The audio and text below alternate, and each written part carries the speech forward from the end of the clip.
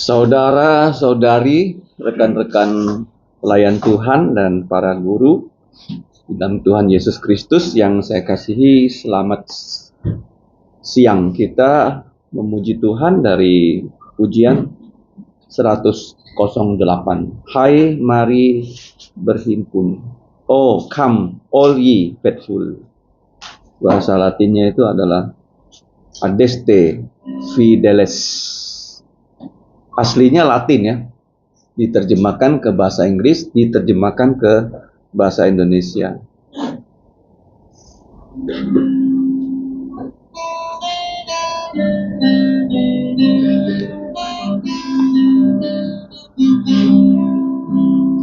Hai, mari berhimpun dan bersukaria. Hai, mari semua ke Betlehem. Lihat yang lahir, Raja tentara sorga. Sembah dan puji Dia, sembah dan puji Dia, sembah dan puji Dia, Tuhanmu. Hai para malaikat, angkatlah suaramu dan bala sorga pun bernyanyilah.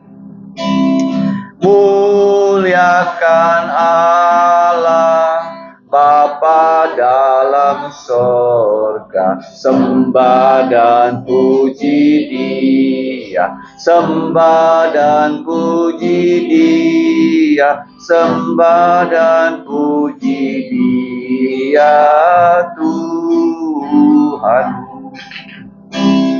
Ya Tuhan yang lahir pada hari ini, ya Yesus, terpujilah namamu. Firman menjelma menjadi manusia, sembah dan puji Dia, sembah dan puji Dia, sembah dan puji Dia, Tuhan. Yesus adalah Tuhan. Ketika Dia lahir, Dia disembah pertama kali oleh para malaikat, kemudian menyusul para gembala, dan selanjutnya yang terakhir kita ketahui adalah orang-orang Majus, orang-orang pintar. Mari kita membuka Injil Tuhan Yesus dari perikop 176. Kita baca dengan serentak ya, karena hanya beberapa ayat saja. Yesus ditanyai mengenai pembayaran pajak ya, kepada kaisar. Perikop 176.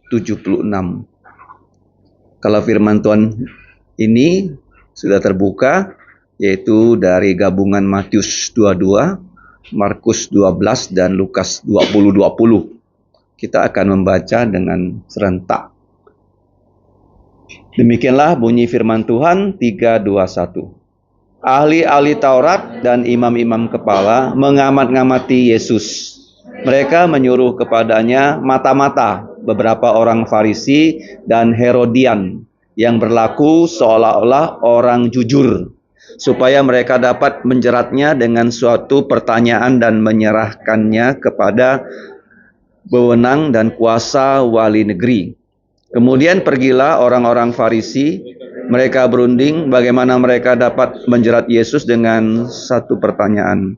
Mereka menyuruh murid-murid mereka bersama-sama dengan orang-orang Herodian bertanya kepadanya, "Guru, kami tahu engkau adalah seorang yang jujur dan dengan jujur mengajar jalan Allah, dan engkau tidak takut kepada siapapun sebab engkau tidak mencari muka.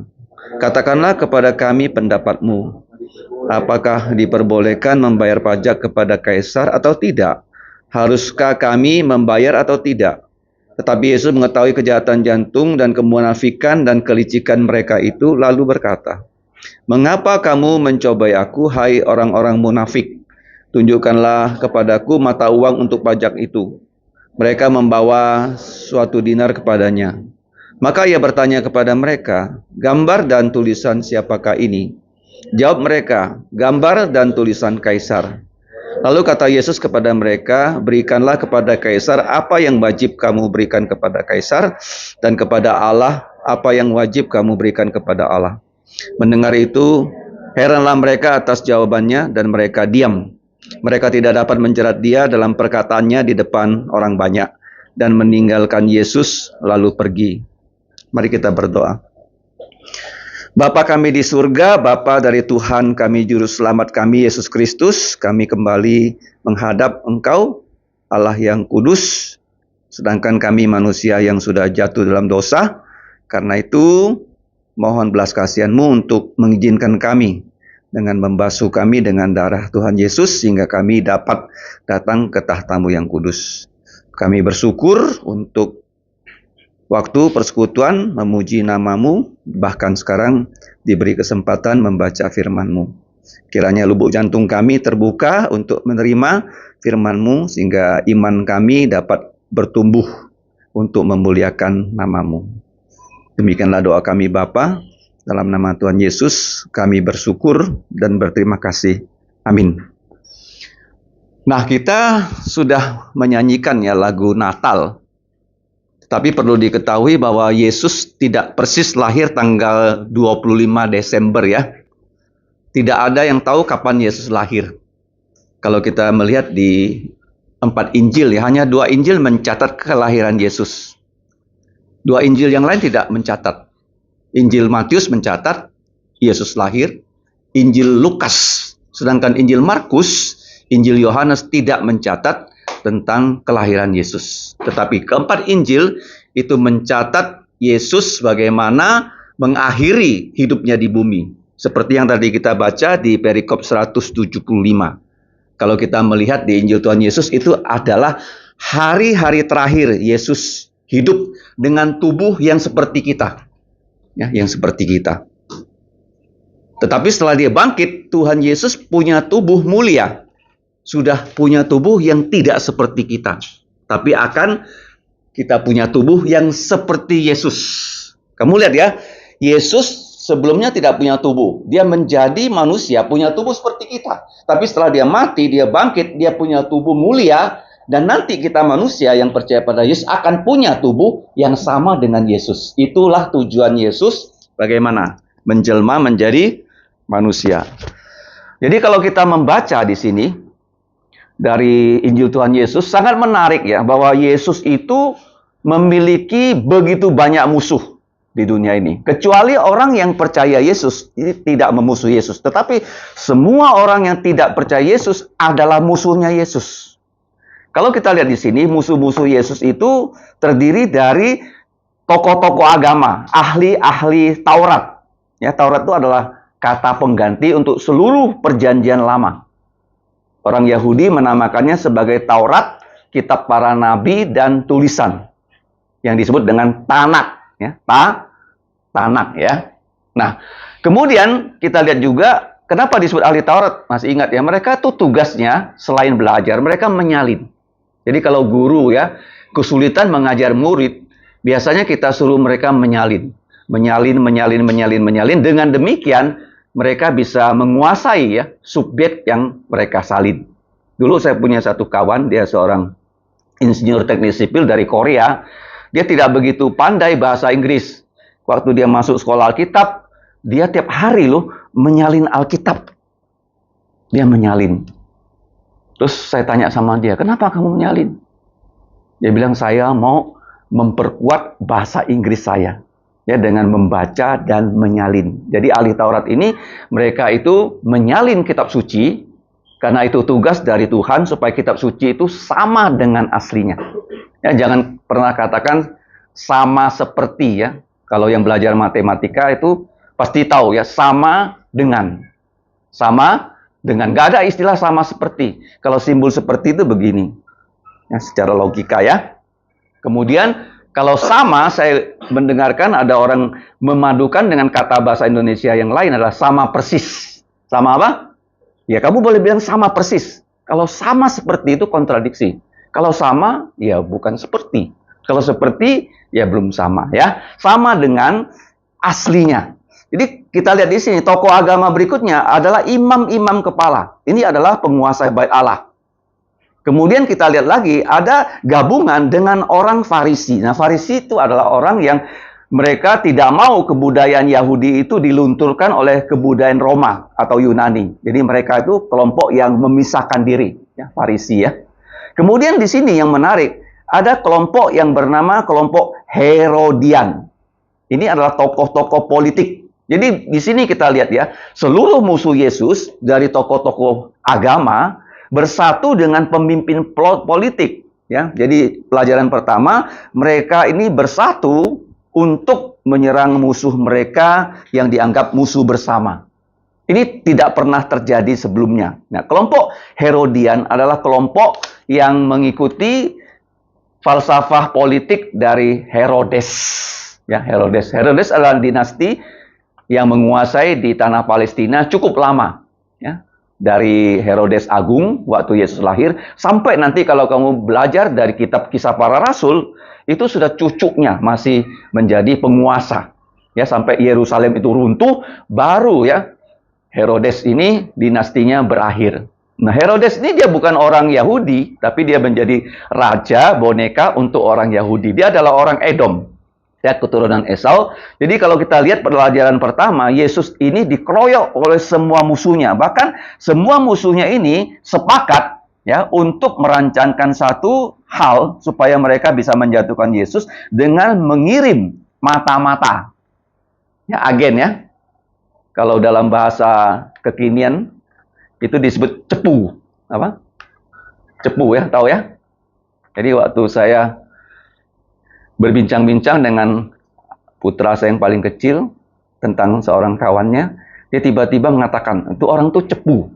Karena suka melaporkan kepada siapa? Guru-guru tentang kawan-kawannya yang lain.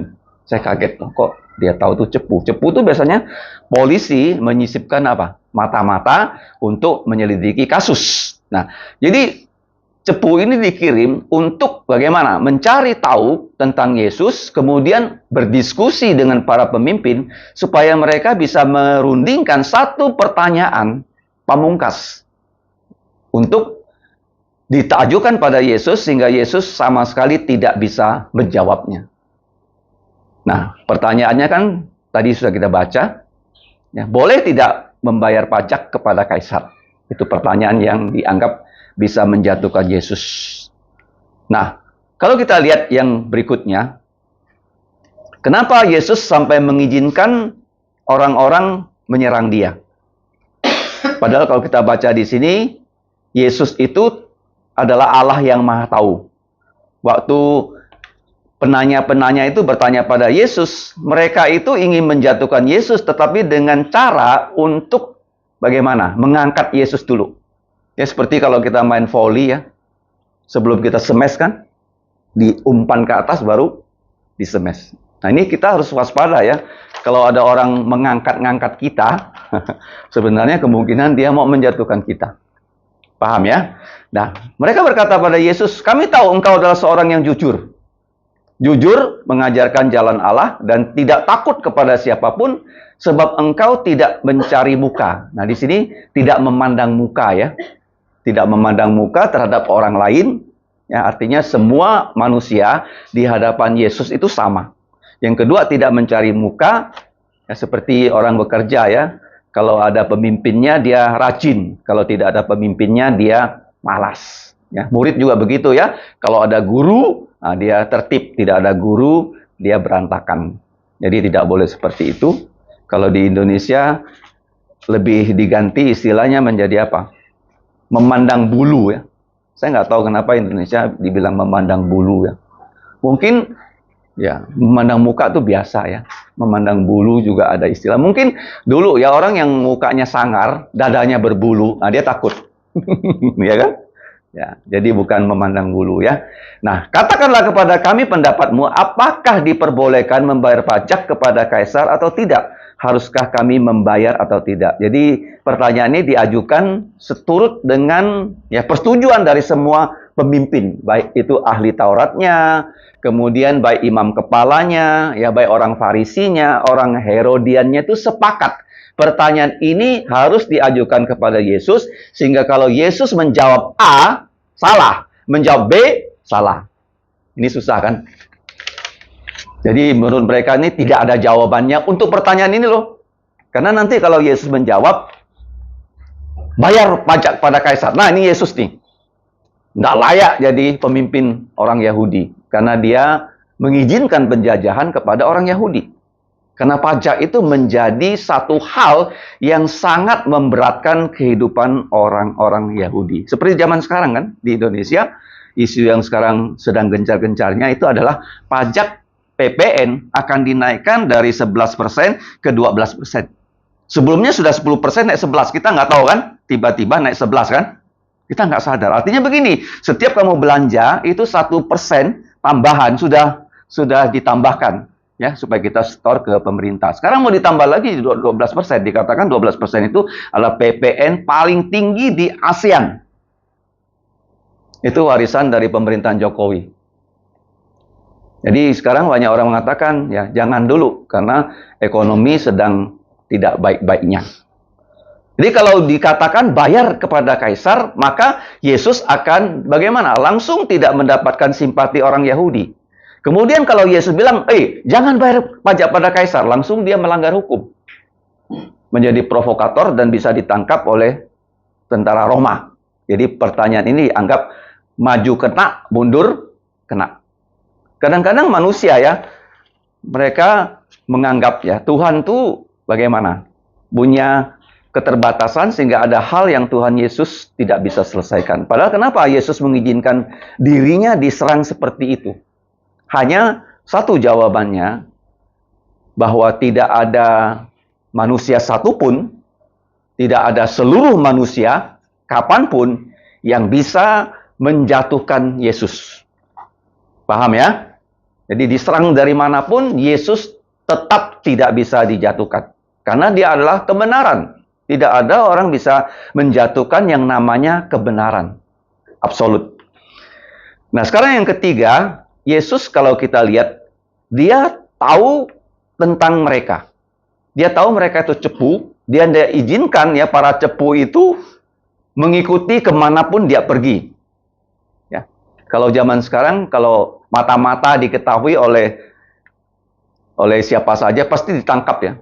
Kalau kita melihat sekarang perang di Timur Tengah kan, kenapa Israel itu begitu baik ya, prestasinya secara militer, itu mata-mata Israel itu dikatakan mata-mata yang paling hebat di dunia ini. Mossad ya. Dikatakan lebih hebat daripada CIA dan KGB katanya ya.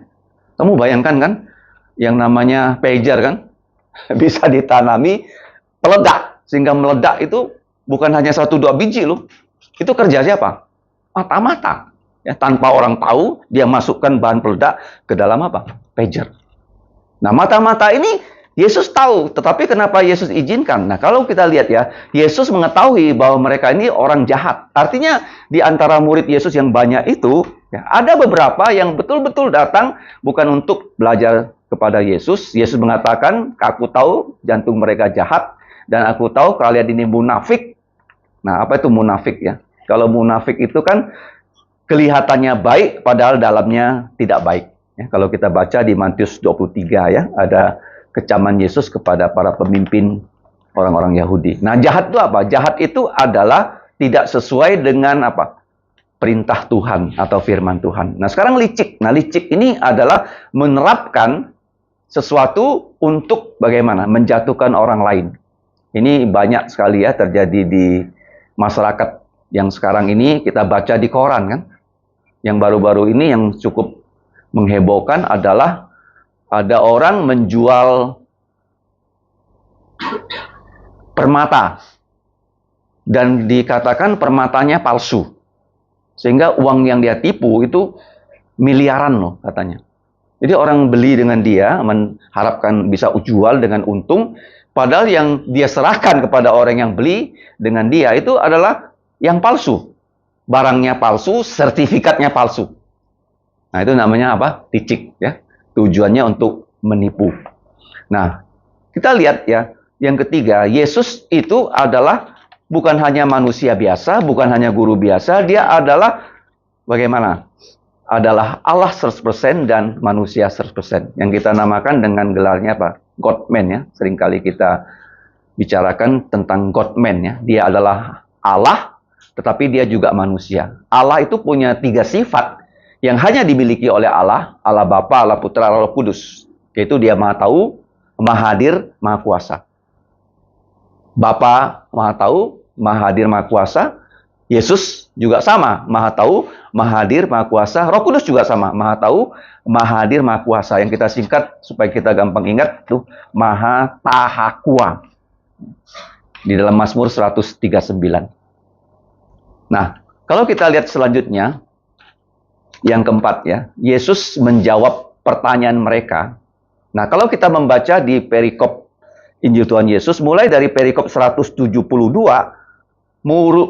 musuh-musuh Yesus itu sudah bertanya pada Yesus ya, tentang kuasa apakah yang Yesus gunakan untuk mengusir para pedagang penukar uang di Bait Allah. Itu perikop 172. Kemudian perikop 177 setelah 176, itu Yesus ditanya lagi dengan pertanyaan tentang kebangkitan orang mati. Nah, kemudian di 178, jadi berturut-turut dong, 176, 177, 178, Yesus ditanya terus. Yang ketiga, hukum mana yang paling utama ya dari 613 hukum Taurat, mana yang paling utama?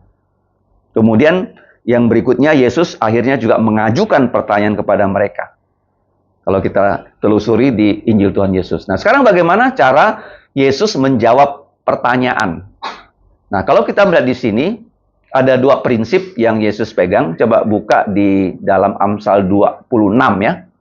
Di ayat 5 itu merupakan yang Tuhan Yesus pakai. Amsal 26 ayat 5, jawablah orang bebal menurut kebebalannya, supaya jangan ia menganggap dirinya bijak. Jadi artinya Yesus tidak langsung menjawab, tapi Yesus mengajukan pertanyaan kepada mereka. Waktu mereka menjawab dengan ya pertanyaan Yesus ajukan, nah jawaban mereka itulah yang menjadi jawaban untuk pertanyaan yang mereka ajukan pada Yesus.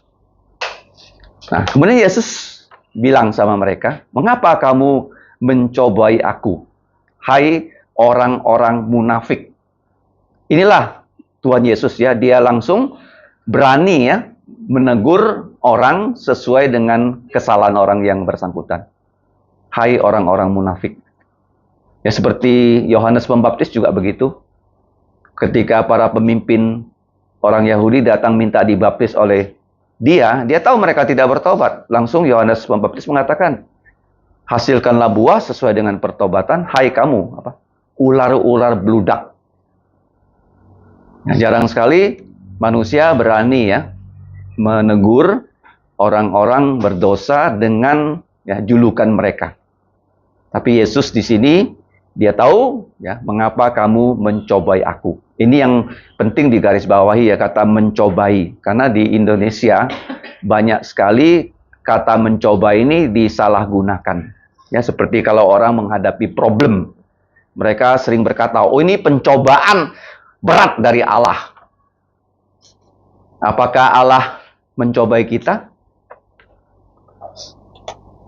Bagaimana jawabannya? Saudara Heri, apakah Allah mencobai manusia? Kan seringkali kan dia mendapatkan ya banyak problem. Dia bilang, "Oh, ini pencobaan berat nih dari Allah." Allah tidak mencobai. Nah, Allah tidak. Kenapa dia tidak mencobai? Alfia, kan sering dengarkan kata-kata kan, wih pencobaan ini berat dari Allah. Tolong ya doakan saya. Melihat ujian, kalau ujian Naik level ya. Kalau dia tidak perlu coba, misalnya kalau saya mau beli sepatu kan, oke, saya ke toko kan, saya nggak tahu ukuran ini pas nggak, saya coba dulu kan, boleh coba kan, nomor berapa? Oh 40 kekecilan, ganti 41. Ya, kenapa? Karena saya nggak tahu sepatu mana yang pas. Saya main coba, coba. Paham ya? Allah kan maha tahu. Dia nggak perlu melakukan pencobaan. Dia sudah tahu dari kemarin, hari ini, selamanya. Jadi dia tidak lakukan pencobaan. Jadi yang mencobai itu adalah manusia. Manusia. Ya misalnya begini ya, kalau kamu mengetes karyawan kan, harus dikasih tes kan? Psikologi tesnya itu untuk mencobai bisa nggak orang ini jadi pemimpin kalau dikasih misalnya stress test ya, seperti kalau kamu lihat di Amerika ya, yang menjadi misalnya presiden direktur bank yang ngelola begitu banyak aset, dia nggak boleh punya misalnya kecenderungan dia stroke. Bagaimana kadang-kadang kalau dia stroke dia nggak bisa sehat mengurusi bank kan. Seperti di Singapura juga ada seorang calon perdana menteri, karena dia kena stroke akhirnya dia nggak berani jadi Perdana Menteri. Ya, akhirnya orang lain yang jadi. Jadi tes itu untuk mengetahui orang itu ya bisa nggak. Nah kalau kita lihat di sini itu namanya pencobaan. Kalau ujian, nah itu seperti Abraham ya, diuji imannya supaya naik kelas bagusnya. Tunjukkanlah kepadaku, ya, ini seperti Amsal 26 ayat 5, mata uang untuk pajak itu. Ya zaman dulu itu begitu banyak pajak ya. Kalau orang Yahudi pajaknya itu adalah mereka sebelum pergantian anggaran, Roma itu yang menjajah daerah tertentu langsung menargetkan pajak untuk daerah itu berapa. Ya misalnya Kalimantan Barat harus membayar pajak katakanlah 5 triliun satu tahun. Ya 5 apa? Triliun. Dan mereka itu lelangkan loh pajak 5 triliun ini. Jadi siapa yang berani ya membayar pemerintah 5 triliun, dia yang berhak memungut pajak di daerah itu. Tidak seperti di Indonesia ada direktorat ya pajak ya. Kalau zaman dulu di Kekaisaran Roma enggak. Jadi siapa yang berani menagih pajak, kemudian dia merekrut tukang-tukang pajak dan ditaruh di pinggir jalan. Ditaruh di mana? Pinggir jalan. Misalnya kalau ada orang lewat, dia sedang mengendarai motor. Nah, dia akan cegat orang itu. Dia tanya, kamu bawa apa? Diperiksa barangnya. Oh, padang ini sudah bayar pajak belum? Belum. Kok nggak bayar? Saya nggak punya uang membayar. Terus dia bilang, oke, saya bayarkan, pajak kamu lunas, kamu berhutang pada saya bersama bunganya. Jadi kalau kita lihat di dalam Alkitab, ya seringkali ya banyak pemungut pajak punya meja. Ya seperti Matius, seperti Sakius ya. Itu yang membuat ya orang-orang Yahudi begitu benci sama pemerintahan Roma. Jadi pertanyaan tentang pajak ini ya, kalau Yesus bilang boleh bayar, wah Yesus akan seperti dimusuhi oleh orang-orang Yahudi. Tapi Yesus mengatakan kepada mereka, apa yang Yesus katakan? Ya, bawa kepadaku uang untuk membayar pajak itu. Dan kepada Yesus, mereka membawa 1 dinar. 1 apa? Dinar. Nah, zaman dulu uang itu tidak dalam bentuk kertas. Nanti coba kamu periksa ya. Kapan uang itu menjadi uang kertas? Uang apa? Kertas ya. Periksa kapan ya. Yang kedua, kapan uang itu menjadi uang elektronik? Sekarang kan uang itu nggak ada bentuk kertasnya seperti uang apa? Kripto, Bitcoin kan? Ada nggak bentuk cetakannya? Nggak ada. Ya, satu kripto tuh harganya begitu tinggi loh. Ya, satu Bitcoin dan sebagainya. Nah, kapan uang itu jadi kertas? Uang zaman dulu bentuknya apa tahu nggak? Ya tuh. Harganya misalnya 50 perak. 50 apa? Perak. Jadi uang zaman dulu tuh dalam bentuk emas. Apa? Emas. Ya. Misalnya ini emas ya. Emas ini 1 gram berapa? Ya, kalau dia pakai kalung 50 gram itu tahu harganya berapa. Ya bisa digadaikan. Nah, zaman dulu kalau kamu lihat di zamannya surat Yakobus, ya orang datang dengan banyak memakai emas, artinya dia punya cincin di sini banyak cincin emasnya. Sehingga ini uangnya. Ya, uang zaman dulu ya. Nah, uang emas itu paling tinggi, kemudian uang perak. Uang perak ini kemungkinan yang dipakai untuk uang-uang dinar. Nah, dinar ini adalah satuan setiap buruh bekerja 1 hari diberi 1 koin yang nilainya 1 dinar. 1 apa? 1 dinar ya. Nah, Yesus waktu diberi koin, ya, uang dinar itu, ya bukan emas ya. Pasti kalau emas kan, kalau satu koin sebesar ini kan, ya berapa puluh gram tuh, berapa harganya kan? Ya pasti bukan emas, pasti ya bentuknya ya dari ya logam yang lain. Terus Yesus berkata pada mereka, coba, apa yang Yesus katakan? Gambar dan tulisan siapa di dalam uang yang kalian pakai sehari-hari? Nah, ini yang menjadi polemik ya di zaman itu. Karena uang yang mereka pakai, ya, saya dikatakan nggak ada uang kertas ya zaman dulu ya. Yang ada adalah bentuk emas ya, ataupun uang dalam bentuk logam yang lain. Mereka menjawab ya, gambar dan tulisan kaisar. Nah, ini yang menjadi problem orang Yahudi. Orang Yahudi itu saking munafiknya, mereka menciptakan peraturan di Bait Allah, uang yang ada gambar kaisar, yang ada tanda tangan kaisar, tidak boleh masuk ke uang kantong persembahan. Di Bait Allah tuh banyak ya, kotak-kotak untuk persembahan. Ya, ada. Dan mereka bilang nggak boleh masuk. Ya, setiap orang kalau mau memberi persembahan, karena ini adalah uang yang ada gambar kaisar dan tulisan kaisar, karena kaisar ini penyembah berhala. Penyembah apa? Berhala. Kalau uang ini masuk ke dalam kantong persembahan, maka Bait Allah itu akan dinodai. Jadi mereka caranya bagaimana? Mereka membuat yang namanya koin-koin ya Bait Allah. Jadi sebelum orang Yahudi memberikan persembahan, jadi mereka bawa ya uang yang mereka miliki yang ada gambar tulisan kaisar ditukar ya dengan koin Bait Allah. Sehingga di Bait Allah itu ada tempat yang namanya penukaran uang. Itulah makanya kita baca, itulah yang Yesus usir. Ya, karena itulah yang dipakai oleh imam-imam kepala untuk mencari keuntungan ya dari mana? Orang-orang yang datang ke Bait Allah. Nah, kita lihat waktu mereka menjawab seperti itu, ya. Apa yang Yesus katakan kepada mereka? Berikanlah kepada kaisar apa yang wajib kamu berikan kepada kaisar. Ya, kamu sendiri kan memakai uang dari kaisar itu. Jadi kamu sesuai dengan uang yang kamu pakai, kamu mendapatkan untung, ya dari uang itu. Ya, kalau kaisar bilang harus kembalikan berapa persen, ya kamu kembalikan. Tetapi, nah jangan lupa, kepada Allah, apa yang wajib kamu berikan kepada Allah.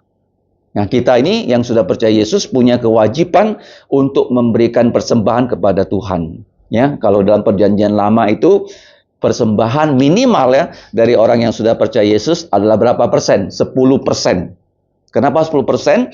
Karena 10% ini untuk ya supaya satu suku yang tidak ya punya bisnis, tidak punya pekerjaan, orang-orang Lewi ketika menerima persembahan ya dari ya sebenarnya bukan 12 suku, ada 13 ya suku. Kalau dilihat ya sukunya Yusuf ya bertambah menjadi satu, bisa memberikan ya untuk menunjang suku Lewi yang tidak ada kerja, hanya melayani. Seperti zaman sekarang kan, pelayan-pelayan Tuhan di gereja, mereka tidak bekerja, dan mereka itu hidup dari persembahan. Jadi Yesus mengatakan, berikan pajak pada kaisar, dan berikan persembahan kepada Tuhan.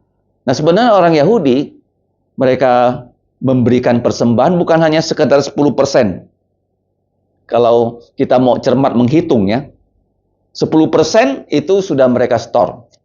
Kemudian mereka juga banyak yang namanya hari raya. Ya, seperti kalau kita sekarang kan biasanya ya ada hari raya yang namanya Natal kan. Kalau orang yang bernatal lu biasanya dia mau ya membeli barang tertentu, ya makanan tertentu, ya ada orang datang ke rumahnya. Itu kan perlu budget. Kemudian yang ketiga ya, selain hari raya yang begitu banyak di dalam masyarakat Yahudi, yang ketiga itu mereka wajib memberikan persembahan untuk membantu orang miskin, janda, dan yatim. Itu wajib. Jadi kalau kita total ya, mereka tinggal di tanah yang berlimpah susu dan madu, ya Tuhan tuh memberikan mereka tanah yang begitu kaya loh, sehingga kalau mereka ya tidak menyimpang dari firman Tuhan, ya mereka menikmati berkat yang luar biasa. Kalau kamu lihat sekarang saja ya, Israel itu negaranya kecil. Tapi kalau kamu telusuri ya, orang-orang Yahudi, mereka di Amerika itu termasuk kelompok yang paling kaya. Orang apa? Yahudi loh. Jadi mereka betul-betul ya, karena keturunan Abraham mendapatkan berkat yang sangat spesial. Nah, sekarang orang Kristen. Kenapa orang Kristen ya dalam situasi yang normal ya, bukan dalam perang ya. Kalau zaman dulu memang ya, orang Kristen itu sengaja dimiskinkan di zaman dulu ya, supaya orang Kristen bagaimana ya, tidak lagi mengikuti Yesus. Bahkan nyawa mereka pun ya dirampas, harta mereka dirampas kalau kau baca Perjanjian Baru. Tetapi di zaman sekarang ya, kehidupan yang ada di Indonesia, kita juga ya berharap ya ada di Kuburaya ini. Ini berbicara Kuburaya loh, kita tidak berbicara Jakarta dan sebagainya. Jangan sampai ya gereja kita ini kalau kita lihat ya hanya ada anak-anak kecil dan ini orang-orang tua. Yang muda-muda ini bagaimana?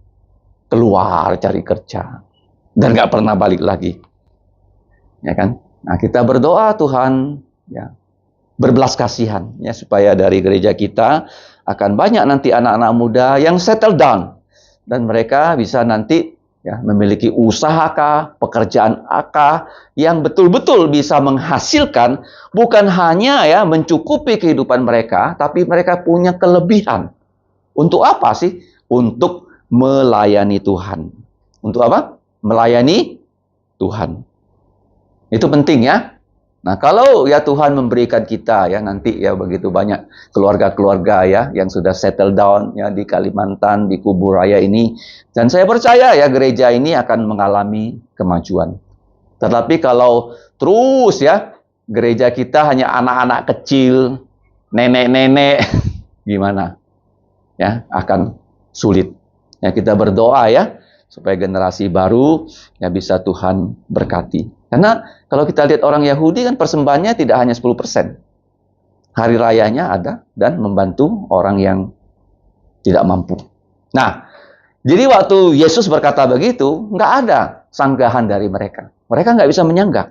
Nah, kemudian yang kelima, yang berikutnya, Yesus memberikan kesempatan kepada musuh-musuhnya yang mau menjatuhkan Yesus, ya, pergi dengan begitu saja.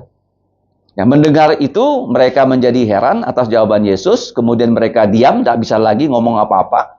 Dan ketika sebelum bertanya, mereka yakin loh, Yesus kalau ya menjawab A pasti jatuh, menjawab B pasti jatuh. Justru Yesus ya menjawab yang tidak mereka duga, ya mereka tidak dapat lagi menjerat Yesus ya dengan pertanyaan ya di depan orang banyak, dan apa yang terjadi? Mereka akhirnya meninggalkan Yesus, meninggalkan Yesus. Nah, ini pelajaran rohani apa?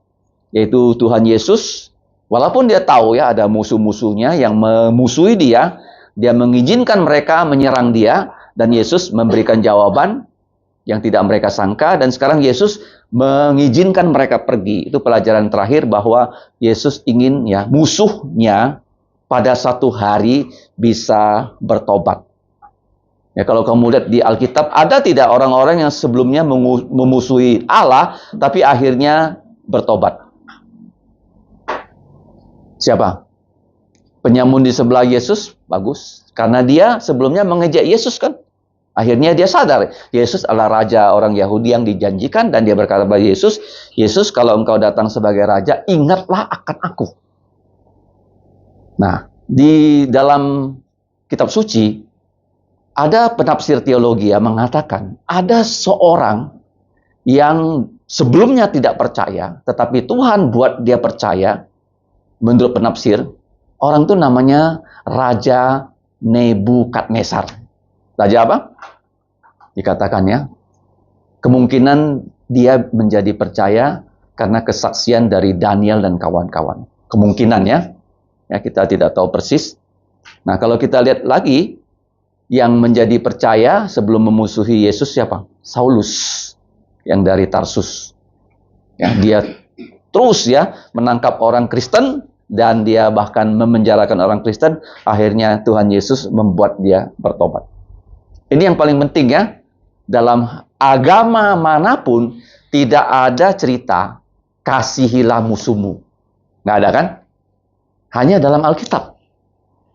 Ya, yang bisa mengasihi musuhnya adalah Allah sendiri. Ya, sebelum kita percaya, semua kita adalah musuh-musuh Allah.